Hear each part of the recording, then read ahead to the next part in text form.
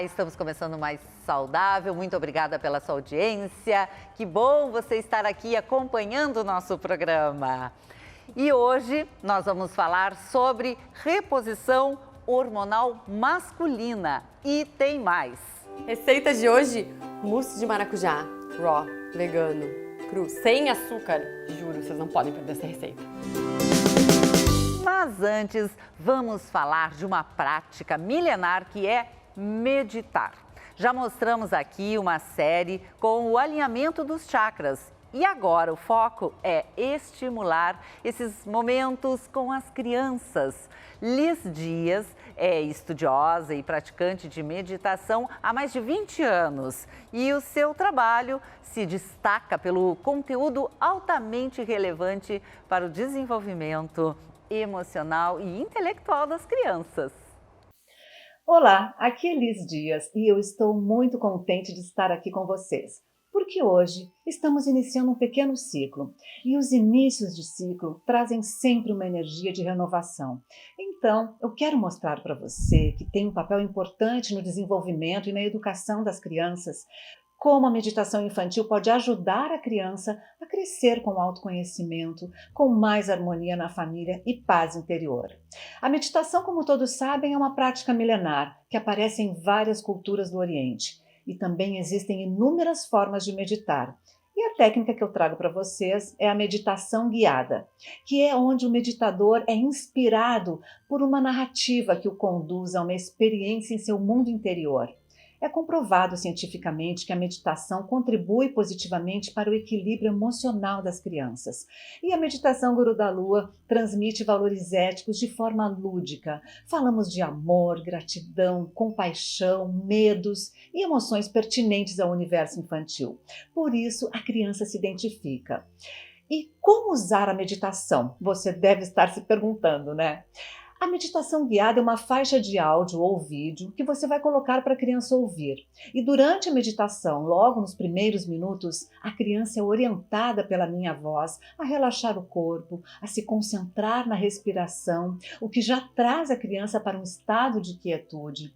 E durante a meditação, a narrativa vai conduzindo a criança a uma reflexão sobre determinado tema ou sentimento.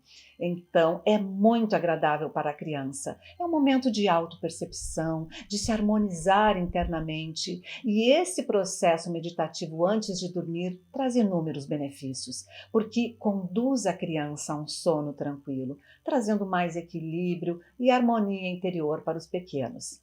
É importante proporcionar um sono tranquilo para as crianças e a meditação guiada faz este trabalho.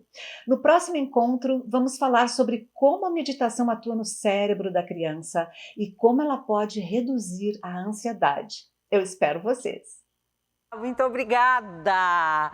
E você pode encontrar vários vídeos com meditação guiada para as crianças no canal da Liz no YouTube, chamado Guru da Lua. É excelente! E agora eu converso com a pedagoga Denise Rohrer, orientadora parental e especialista em educação. Nós vamos falar sobre o tempo de dedicação dos pais com as crianças. Olá, que prazer tê-la aqui no programa. Olá, Laura, o prazer é todo meu de estar aqui com você. Esse é um assunto que gera até muitas vezes ansiedade, culpa. Os pais se perguntam qual é o tempo que eu devo dedicar para o meu filho, se eu não tenho tempo, trabalho muito, esse pouco tempo precisa ser com mais qualidade, ou às vezes os pais passam muito tempo e realmente não estão juntos com os seus filhos. Qual é o ponto de equilíbrio para que a criança possa ter um bom desenvolvimento emocional? Equilíbrio é a palavra de ordem. Nós temos buscado aí esse equilíbrio de gerenciar o nosso tempo em todas as áreas da nossa vida e com os filhos principalmente. Eu acho que tem havido uma confusão, Laura, do tanto de a necessidade que a criança precisa do tempo em relação ao bebê e à criança. O bebê precisa dessa atenção 100% do tempo, o tempo todo. A criança ela já consegue entender o que a gente verbaliza. Então, quando o pai está sem tempo, por algum motivo, ele pode explicar para a criança e ela tem a condição de compreender aquilo. E aí você vê se a criança está bem quando ela consegue te esperar, você explica, ó, precisa esperar um pouquinho agora que o papai vai trabalhar, mas daqui a pouquinho a gente pode ficar junto. Sempre bom garantir para a criança, deixar claro para ela quando esse tempo vai acontecer.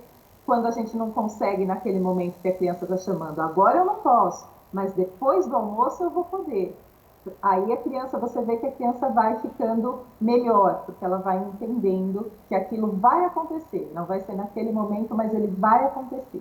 O importante é que seja sincero, porque também prometer e não cumprir, isso o que causa numa criança?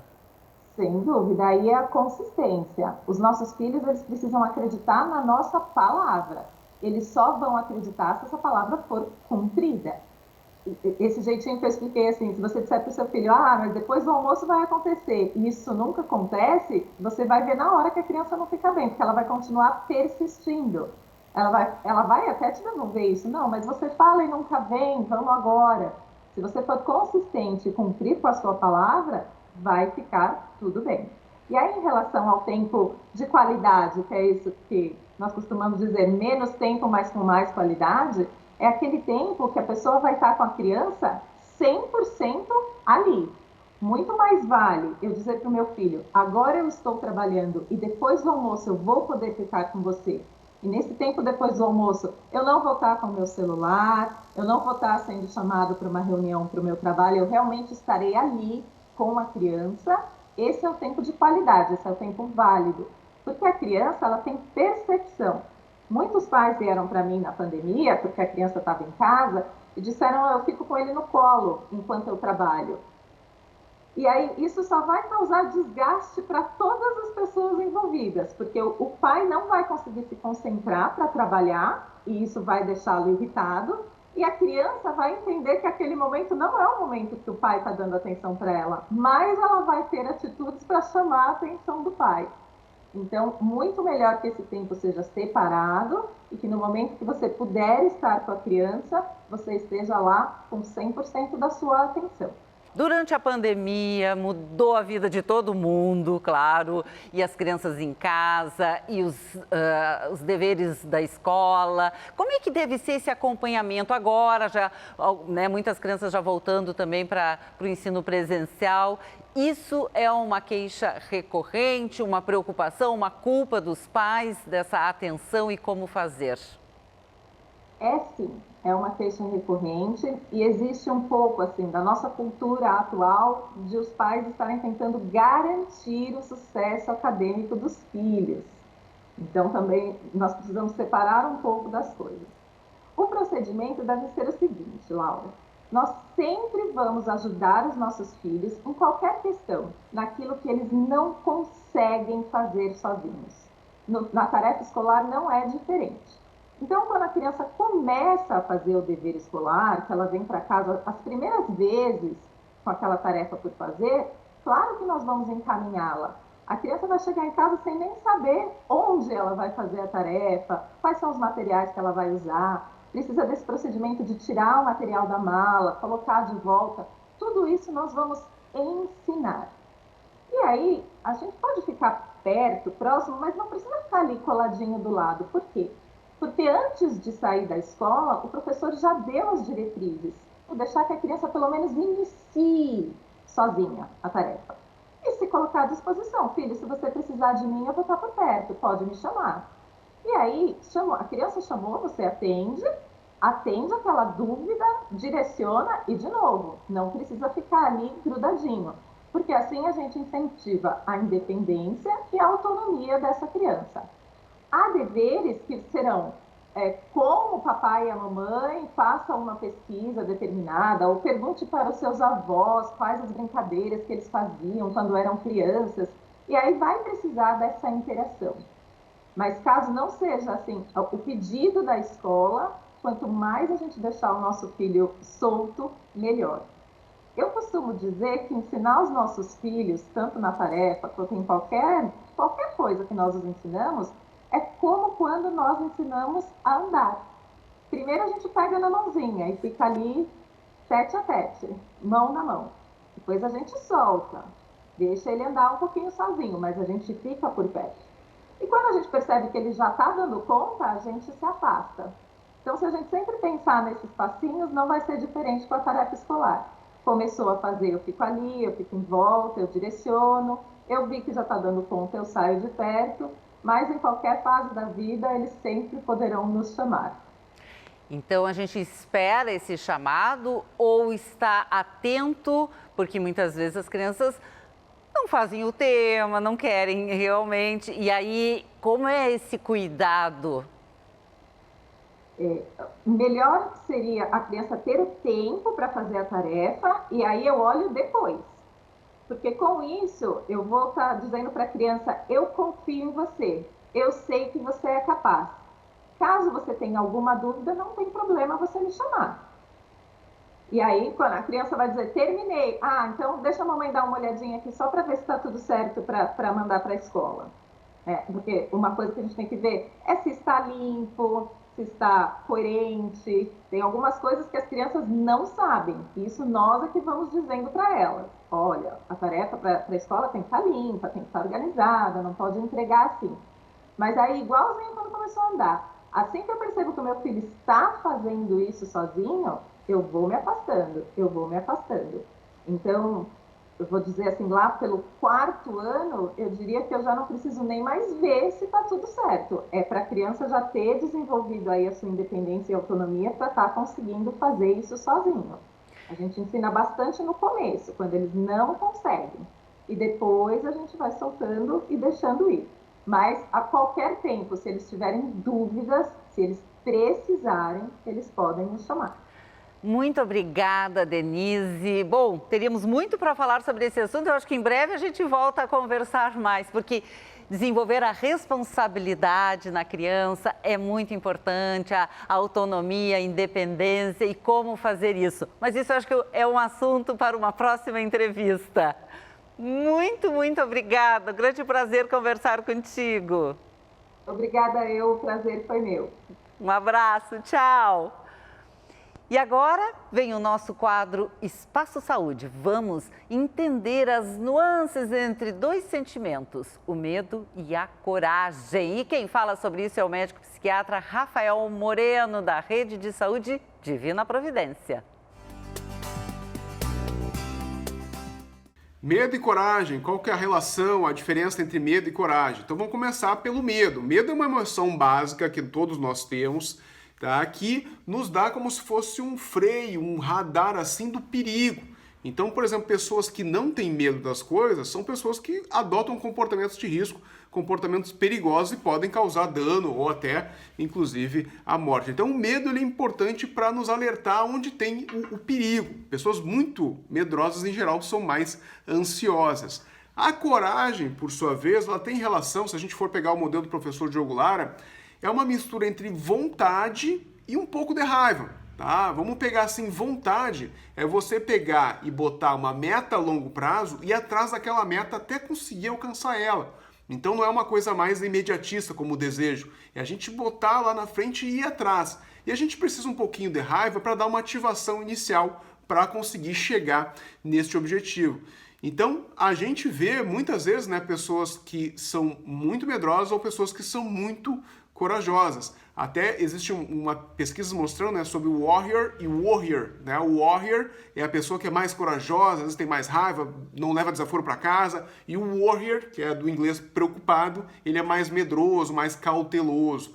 O que é o ideal? A gente tem uma combinação entre os dois. A gente também não pode ter nada de medo, que é ruim. Depois a gente atravessa a rua sem olhar para os lados, isso é ruim. E a gente também tem que ter, no mínimo, média para alta coragem para a gente conseguir vencer os desafios da vida. É basicamente um equilíbrio emocional que é o ideal que a gente tem que sempre buscar nessa meta.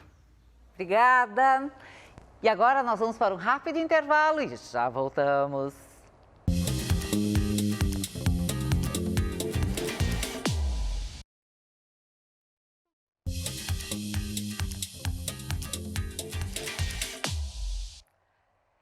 Estamos de volta e agora o assunto é reposição hormonal masculina. E quem fala sobre isso é o médico urologista Fernando Bastos, mestre em Ciências da Saúde. Olá, bom dia, muito obrigada pela sua presença aqui no programa. Bom dia, Laura. É um prazer para mim estar falando com a tua audiência tão qualificada aí, mais uma vez. E estou aqui para esclarecer todas as dúvidas desse assunto que gera muita dúvida aí no pessoal. Sim, e justamente eu gostaria de começar falando que, diferentemente das mulheres que têm o período da menopausa, tem uma queda abrupta de hormônios, os homens não. Como é que é esse processo? E muitos nem sabem, nem se dão conta disso. Exatamente, Laura. Os homens, a partir dos 40 anos de idade, aproximadamente, começam a apresentar, de forma lenta, mas gradual e progressiva, uma queda na sua produção de testosterona, que é o hormônio sexual masculino. Quando isso está associado a más hábitos alimentares, ao sedentarismo, nós podemos ter o surgimento de uma série de sintomas que vão afetar muito a qualidade de vida dos homens. E quais são os sintomas? Eu posso destacar, o acúmulo de gordura abdominal, a perda de atividade, assim, o que a gente chama de astenia, que é um cansaço, perda de vigor físico, perda da massa muscular, fragilidade dos ossos e também sintomas sexuais, tais como a queda da libido, que é aquela vontade de ter relação sexual, e também até mesmo a disfunção erétil, que é a dificuldade de manter boas ereções para se ter uma relação sexual de forma satisfatória. E quais são os tratamentos? Falaste que pessoas que não têm esse cuidado, um estilo de vida mais saudável, os homens tendem a ter esses sintomas. Então, quais seriam os tratamentos e se a reposição hormonal, nesse caso, se faz necessária?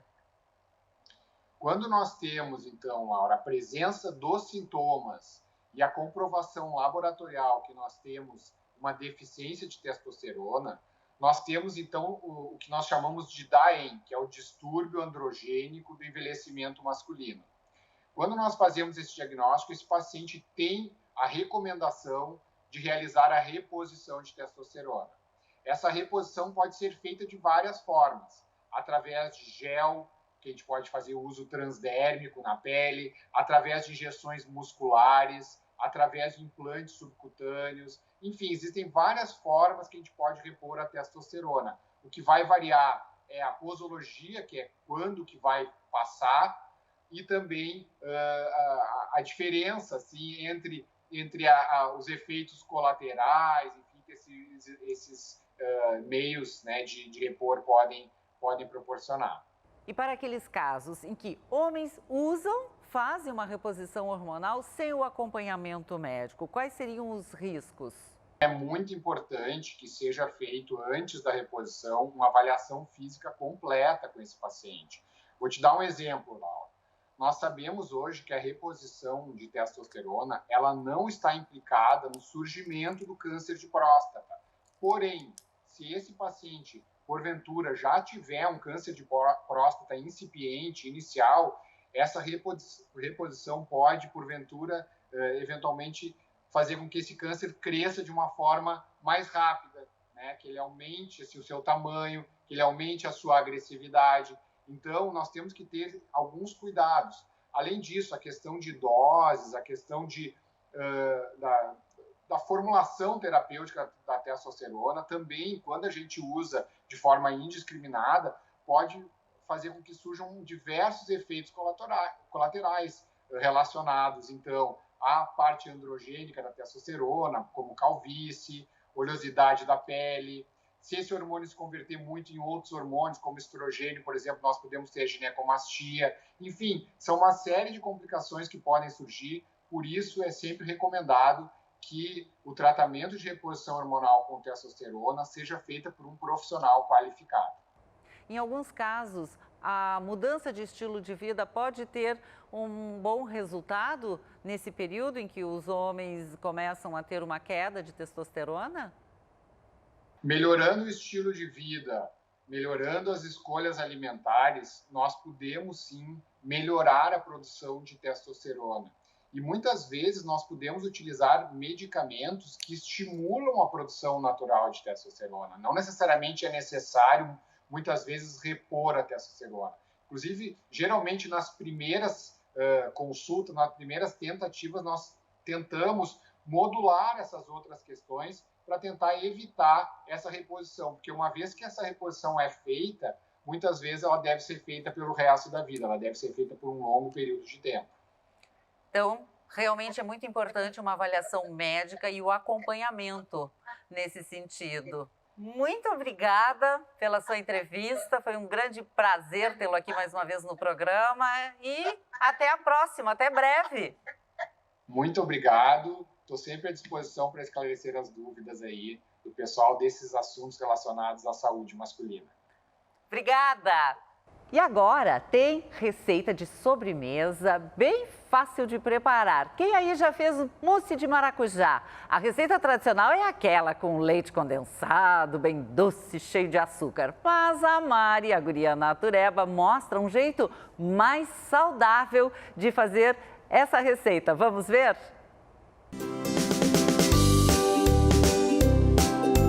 Para fazer esse mousse é super simples, só precisa de um esforço. Lembrar de colocar a castanha de caju para hidratar. Ontem de noite eu coloquei a castanha de caju, uma xícara de castanha de caju nesse bowl, enchi de água e hoje de manhã eu só troquei a água. É muito simples. Ela precisa de algumas horas hidratando, mas essas horas podem ser as horas que tu está dormindo, então não precisa ficar esperando ali a castanha hidratar. A história de que é difícil esperar a castanha hidratar. Gente, não. Coloca de noite, dorme. Se passar das 8 horas não tem problema, pode deixar 12 horas, 24 horas, sem problema algum. Qual que é a ideia da hidratação da castanha? Primeiro, eliminar as impurezas e os fitados. Segundo, deixar ela inchar, absorver água e ficar molinha assim, ó. Tá vendo? Consigo quebrar ela com a mão. Nem dá pra ouvir aquele barulhinho crocante. Ela tá bem macia, hidratada e agora é só bater no lique. E é o ideal que seja a castanha de caju crua, porque essas que a gente encontra, que são chamadas de torradas, que são aquelas amareladinhas, sabe? Na verdade, elas são fritas. A gente não quer usar castanha de caju frita na nossa sobremesa, né? É porque o gosto fica diferente. Então, essa castanha de caju crua vocês encontram em lojas de produtos naturais e até em supermercados. Então, eu vou usar uma xícara de castanha de caju crua hidratada, 1/4 de xícara de uva passa branca. Não se preocupem, não vai ficar com gosto de uva passa. A gente usa a branca porque o mousse é clarinho. Se eu usar uva passa escura, o mousse vai perder a cor. Se usar tâmara, ok, também pode, mas a cor vai dar uma mudada. Damasco talvez puxe muito pro sabor do damasco. Por isso que a minha opção é sempre uva passa branca. E meia xícara de polpa de maracujá. Essa aqui eu comprei na feira, por isso que eu tive a ideia de fazer o mousse para vocês. Até fechado dá pra sentir o cheirinho desse maracujá. Eu encontrei essa polpa na feira, é só maracujá batido e coado, então vou aproveitar. Mas se vocês quiserem comprar a fruta, é só comprar cerca de 5 a 6 maracujás maduros como esse, bater no liquidificador, coar e medir meia xícara. Viram só? 3 ingredientes: maracujá, suquinho de maracujá, castanha e uva passa branca. Então eu vou lavar bem as castanhas em água corrente e escorrer essa água. Pode fazer isso umas 2 ou 3 vezes. Então colocar no liquidificador. Em seguida, eu vou colocar uva passa. Se vocês preferem uma sobremesa mais doce, podem variar mais ou menos 1/3 ou meia xícara de uva passa branca. Eu gosto de tudo um pouquinho mais cítrico, então eu estou usando 1/4 de xícara. E agora, meia xícara de suco de maracujá. Esse suco ele precisa estar concentrado. Se vocês adicionarem muita água quando forem fazer o suco de maracujá em casa, a receita não vai ficar tão legal, não vai ficar tão saborosa. Então, quanto mais concentrado, melhor.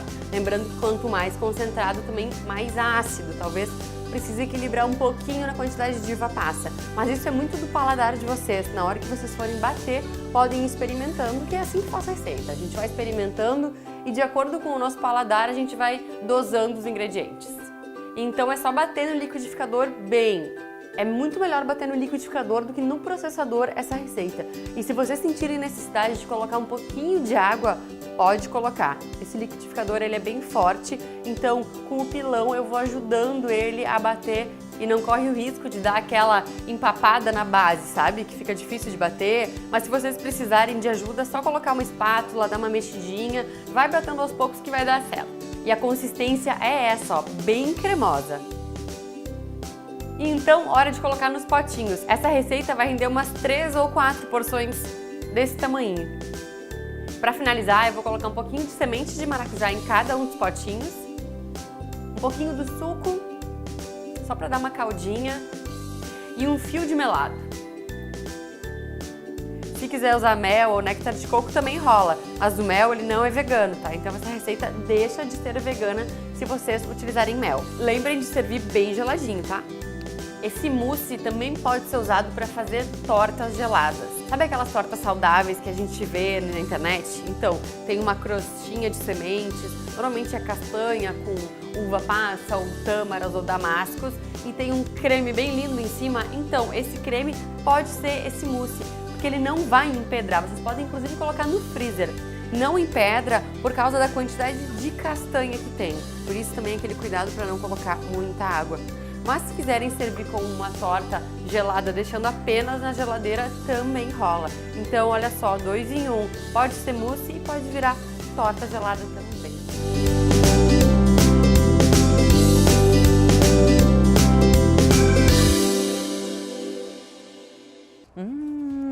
Fiquei com água na boca, receita para o final de semana. E o programa vai ficando por aqui. Se você quer rever todos os conteúdos do Mais Saudável, é muito fácil. É só entrar no canal da Band no YouTube. E você também pode nos acompanhar no Facebook e no Instagram. E se você quer me seguir no Instagram, é Laura Medina Saúde. Muito obrigada pela sua audiência e até semana que vem. Tchau, tchau!